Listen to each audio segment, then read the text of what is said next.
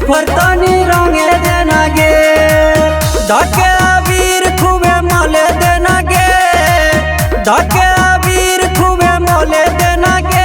अपन ऊपर के बुफर तनी रंगे देना गे अपन ऊपर के बुफर तनी रंगे देना गे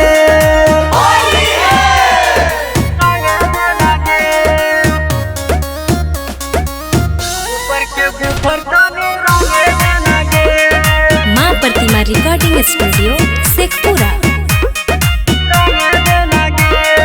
करे नहीं माना न चल तो बहाना होली के मजा उठावे देगे आगे अपन पिचकारी सटावे देगे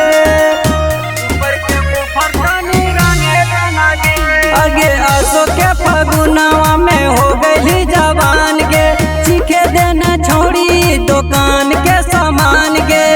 होले होले चलिया के खोले देना गे अपन ऊपर के बुफर तनी रंगे देना गे अपन ऊपर के बुफर तनी रंगे देना गे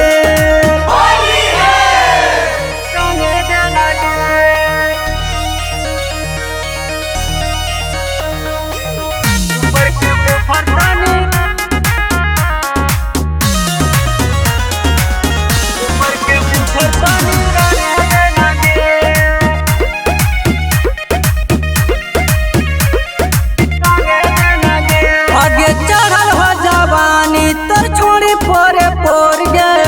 रंग देना छौड़ी तर चीजे गोरे गोर गे ज्यादा न तो छौड़ी रंग दे थोड़े थोड़ गे आगे बबलू नंदन रंग तो ढोड़ी तोर बहिर गे